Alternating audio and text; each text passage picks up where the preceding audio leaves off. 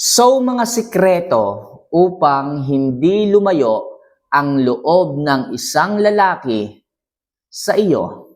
Oo mga kamamay, kung feeling mo parang yung lalaki nagbabago. Kung feeling mo yung lalaki hindi na naglalaan ng masyadong oras sa iyo. Kung feeling mo yung lalaki hindi na ganun ka-sweet sa iyo. At kung feeling mo yung isang lalaki ay umiiwas na sa iyo, ito yung mga bagay na kailangan mong gawin upang hindi lumayo ang loob ng isang lalaki sa iyo. So bago po natin to simulan mga kamamay, isa lang palagi ang aking sinasabi sa inyo at hinihiling. If ever na nagugustuhan nyo po yung mga love advice, yung mga videos, yung mga explanation ko dito, huwag nyo naman sanang kalimutan na mag-subscribe, mag-like, at syempre mag-comment na rin po sa ibaba. And simula ngayon, every video na ginagawa natin, pipili tayo or pipick tayo ng isang sitwasyon, comment, dyan sa comment section at ating i-feature dito. And kahit pa paano, ang piece of advice ay ibibigay ko po sa inyo kung sino man pong mapipili natin. So araw-araw po ito. Kaya malaki yung chance and possibility na mabasa ko po yung inyong mga comments. Kaya ano pang hinihintay nyo, mag-comment na at mag-subscribe. Kaya kung nagawa nyo na po yan, simulan na po natin ang ating topic ngayong umaga na to. So, paano nga ba? Paano nga ba hindi lalayo ang loob ng isang lalaki sa iyo? So, number 1, siguraduhin mo na yung mga ginagawa o sinasabi mo sa kanya palagi is okay lang sa kanya. Yes, mga kamamay, maganda na po yung klaro. Maganda na po yung malinaw. Yung tipong kapag medyo nagkasagutan kayo, usisain mo siya, babe, sorry kung nasaktan kita kanina. Sorry kung may nasabi akong hindi maganda. Pwede kang humingi ng sorry. Pero sabihin mo sa kanya na, babe, nasaktan ba kita kanina? Babe, nasabihan ba kita ng masasakit kanina? Sorry kasi dala lang ng emosyon ko. Dala lang ng mga nararamdaman ko, pagpasensyahan mo na. Mahalaga mga kamamay na inaalam niyo po kung okay lang sa kanya o humingi kayo ng tawad sa kanya kung alam niyo na nakasakit kayo. O alam nyo na kung may nasabi kayong hindi maganda. Okay? Mas makakatulong ito sa isang relasyon. Mas makakatulong ito sa inyo upang malimitahan at malaman nyo rin kung ano yung nararamdaman o mararamdaman ng isang lalaki oras na may ginawa ka sa kanya o may nasabi ka sa kanya. Sa ganyang paraan mga kamamay, magiging malinaw ang takbo ng inyong relasyon, magiging malinaw sa isang lalaki ang lahat at maiiwasan ninyo ang pagtatanim ng sama ng loob. At bunga nito kalaunan, baka lumayo ang loob ng isang lalaki sa inyo kapag hindi niyo po ito ginawa. Kaya mahalaga na alamin kung nakasakit ba kayo, kung okay lang ba sa kanya, yung mga bagay na nagagawa o sinasabi ninyo sa kanya. Maliwanag tayo dyan mga kamamaya. So next, please ingatan ang tiwala at pag-ibig niya sa iyo. Mga girls, sino ba dito sa inyo ang nawala na ng tiwala ang isang lalaki? Okay, mga girls, sino ba sa inyo dyan ang nakasira na ng tiwala ng isang lalaki sa inyo? Di ba napakahirap? Napakahirap ibalik yung dating tiwala na ibinibigay niya sa inyo kapag ka nagloko kayo, kapag ka nakasakit kayo, o kapag ka naglihim kayo. Napakahirap niyang ibalik. Yung tiwala, yung pag-ibig, napakahirap ibalik. Kaya ako mga kamamay sa inyo, sa mga bago pa lang dyan sa relasyon, hanggat maaari, hanggat kaya ninyo, maging tapat kayo. Yung tiwala, yung pag-ibig, wag na wag niyong sisirain. Kasi pag dyan nagsimula ang butas, ang gusot ng inyong relasyon, tuloy-tuloy na yan. Laging babalik at babalik yan. Laging uungkatin at uungkatin yan. Kaya please, hanggat maaari mga kamamay, kung ayaw nyo palaging hanapan kayo ng butas ng isang lalaki para sa inyong mga maling nagawa, please, huwag na huwag nyong sisirain ang pag-ibig at tiwala nila sa inyo. Maging tapat kayo, maging honest kayo. Okay na magsabi kayo ng masakit pero totoo, kaysa mag-sugarcoat kayo sa mga hindi totoong bagay para lang mapangiti sila. Sa pag-ibig kasi hindi mahalaga kung masaya kayo o ano, basta totoo. Kasi yung pagiging totoo ninyo sa inyong relasyon, yan ang tatanggap sa inyo sa bawat isa. Diyan kayo mas titibay at magiging mas masaya in the future. Tatandaan nyo yun mga kamamay. Kasi kaya kayong tanggapin ng isang tao, ng isang lalaki, ng isang babae kapag katapat kayo. Pero kung kayo ay sinungaling, sisirain niyo ang tiwala ng isang lalaki at ang pag-ibig nila para lang ano? Para lang magtagal kayo?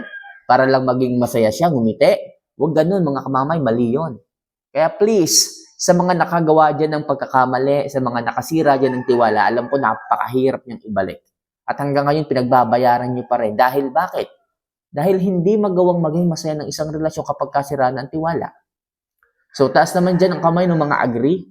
Taas naman dyan, mag-comment naman kayo para alam natin kung meron bang ganito. Okay, pero ako nagsasabi sa inyo, hanggat maaari kung ayaw niyong lumayo ang loob ng isang lalaki sa inyo, wag na wag niyong sisirain ang tiwala at pag-ibig sa inyo ng isang lalaki.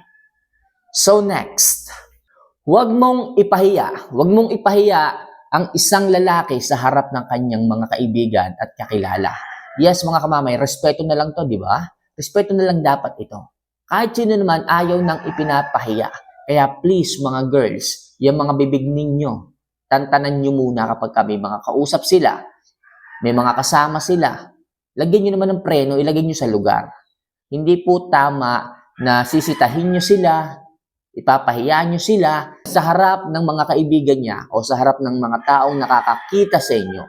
Kung meron kayong gustong sabihin, may gusto kayong iparating sa kanya, kung naiinis kayo, nagagalit kayo, huwag nyo siyang ipapahiya. Imbes, tawagin siya ng maayos, mag-usap kayo sa malayo o pag-uwi ng bahay, mas maiintindihan nyo ng isang lalaki. Hindi rin sisilakbo ang dugo ng lalaki kapag kaganon. Sabi ko nga sa inyo, kung gusto silang pagsabihan, kung gusto nyo may sabihin sa kanila, at gusto nyo ipaalam sa kanila, sabihan nyo sila in private. Huwag nyo silang ipapahiya in public. Diba? At yung ipagmamalaki nyo sila, pwede nyo sabihin in public. Yun po ang pagkakaiba. Kung meron kayong gustong ipaalam na hindi abot ng isip ng isang lalaki, pag uwi ng bahay, doon mo sabihin. Kung gusto mo naman siyang alam mo yun? Kung proud ka naman sa kanya at kung gusto mo siyang purihin, yun ang po pwede sa harap ng maraming tao. That is a good tactics para mas magtagal ng inyong relasyon at hindi lumayo ang loob sa inyo ng isang lalaki. So next, huwag kang masyadong maarte. Ito mga kamamay, simple lang to pero napakalalim nito. Pagdating sa inyong relasyon, lalo na kung bago pa lang kayo, wag na wag ka magpapakita ng kaartehan sa isang lalaki. Ipakita mo kung sino ka talaga, kung ano ka talaga. Di ba? Kaysa sa huli na. Halimbawa, sa umpisa, sige, hindi ka nga maarte. Tapos sa bandang huli, lumabas ang arte mo. Mahirap din yan.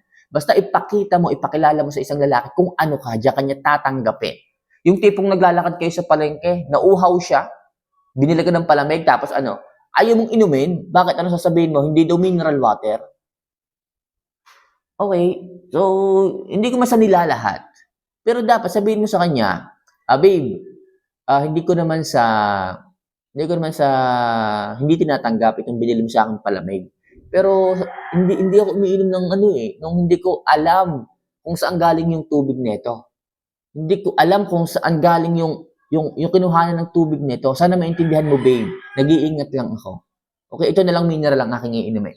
Babe, mahal kita at alam ko maintindihan mo ako. Doon, kung may maayos na paliwanag, okay lang yon. Pero kung halimbawa naman, nag-budel fight kayo. Nag-budel fight kayo. Tapos ikaw nakakutsara, o ikaw nakabukod ka ng pinggan, anong iisipin sa'yo ng isang lalaki? Napaka-arte mo. Anong iisipin sa'yo ng isang lalaki? Napaka-KJ mo. Hindi ka marunong makisama. Di ba? Nag-budel fight, tapos ikaw nakapinggan, nakakutsara ka pa. So, anong sabi mo? Hindi mo feel. Okay lang sana, pero mga kamamay, kayo lahat hindi naman kayo iba magkakaibigan kayo, budel fight yan. Pwede mo namang ibukod yung kanin mo doon sa mismong tabihan. Pero huwag ka naman sana lumipat ng pwesto, tapos nakapinggan ka pa. Diba? Di hindi enjoy. Napaka-KJ mo. Kaya minsan lumalayo yung loob ng isang lalaki dahil ganyan po kayo, sobrang arte. O kaya naman, nabilhan na kayo ng regalo, ayaw nyo, sobrang arte nyo, anong gusto nyo? Yung original, dating 15,000. Binilhan na nga kayo ng class A, dapat pasalamatan nyo pa. Wala man kayong ibinibigay na pera, napaka-demanding nyo pa. Kaya please mga kamamay, kung anong ibinibigay, huwag kayong maarte. Okay, magpasalamat na lang kayo. Kung hindi nyo kayang i-appreciate yung maliliit na bagay, yan pa sa malalaki, di ba? Kaya please, kung gusto nyo na hindi lumayo ang loob ng isang lalaki sa inyo, huwag kayong maarte. And last, matutong makinig sa kanila at huwag maging mapagmataas. Mga girls, may asawa na kayo.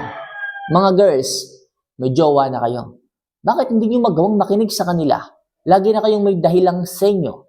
Lagi na kayong may katwirang sa inyo. Bakit nagpasako pa kayo kung hindi nyo kayang makinig? Bakit nag-asawa pa kayo kung meron din naman pala kayong sariling desisyon? Tandaan nyo, babae kayo at lalaki yon. Sa isang relasyon, dapat siya yung masusunod. Dapat sa isang relasyon, kayo yung nakikinig.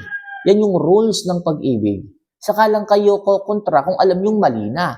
Pero kung alam yung tama, dapat huwag kayong maging kontrabida. Tama na yung ginagawa ng isang lalaki. Tapos anong ginagawa nyo?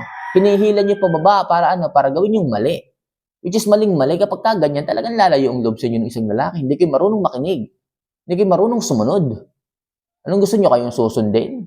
Mali po yun. Saka lang yun mangyayari kapag alam nyong wala na sa lugar yung ginagawa ng lalaki, hindi na tama, sa maling direksyon ang punta. Doon pa lang, pero kung alam yung tama at kayo yung mali, huwag nyo nang ipilit. Kasi masasaktan lang kayo. Kasi iiwanan kayo ng mga yan.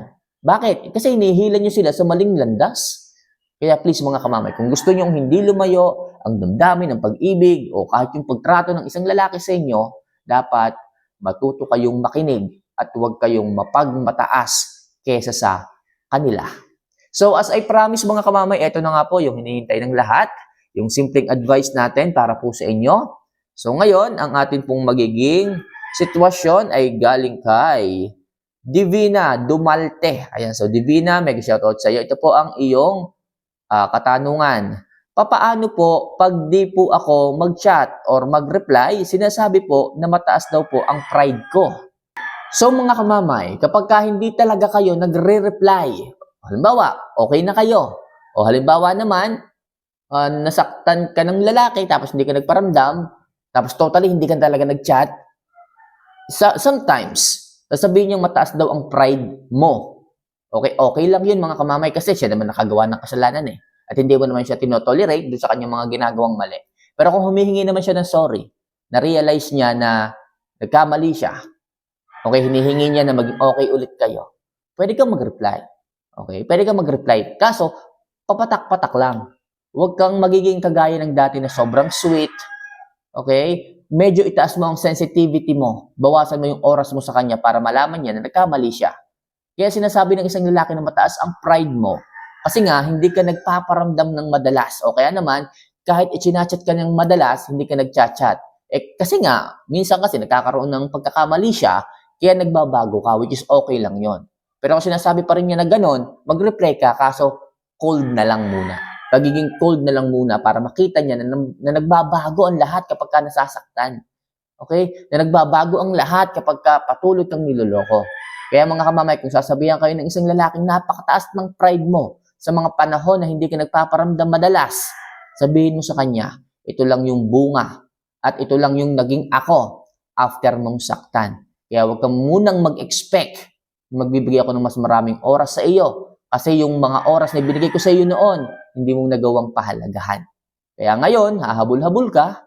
Kaya ngayon, babalik-balik ka at i-expect mo na ganun pa rin ako sa iyo. Okay sana kung hindi ka nagloko. Pero nagbago ako dahil sa sakit na ginawa mo. Kaya kung ako man ay hindi magparamdam sa iyo kagad, tatanggapin ko yung sinabi mong mataas ang pride ko kasi mas mahal ko ang sarili ko kaysa sa mga taong nananakit lang sa akin. So sabihin mo yon. Sa ganyang paraan, nare-realize ng isang lalaki na dapat hindi niya na pala ito ginagawa o hindi niya ginawa yung kanyang mga kasalanan kasi may taong nagbabago para sa kanya. Kahit yung taong napakamahal siya, nagbabago para sa kanya kapag nanloloko at sinasaktan kanya. Alright? So, ano ba pangalan nito? Si Divina, sana kahit pa paano. Nasagot ko kahit pa paano yung iyong katanungan, sa iyong buhay pag-ibig. And hopefully, kagaya ni Divina, yung mga nakakapanood nito, mag-comment lang po kayo and a piece of advice ang ibibigay ko sa inyo kung meron man kayo diyang hindi nyo matimbang na relasyon, pag-usapan natin yan. Pangako, hindi ako magiging bias sa pagsagot sa inyo. So muli, hanggang dito na lang muna tayo. See you for our next vlog. Mahal ko po kayo. Paalam.